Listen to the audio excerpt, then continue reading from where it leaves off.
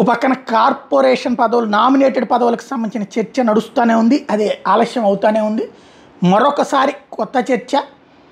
పేర్ల పరంగా ఇప్పటికి కూడా టీటీడీ చైర్మన్ అంటే బీఆర్ నాయుడు గారి పేరు వినబడుతుంది. Aqua board chairman Mantena Ramaraju, APSRTC Devineni Uma, Kadapa urban development corporation chairman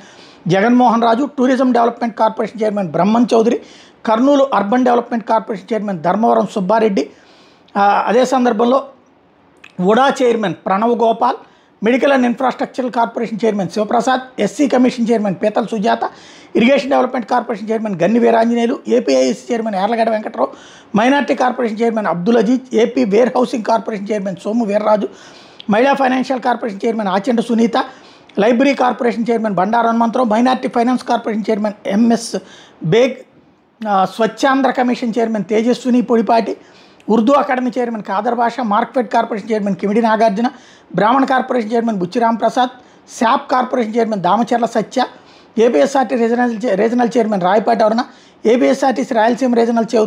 chairman KK Chowdary, Uttarandhra APSRTC regional chairman Korada Rajubabu,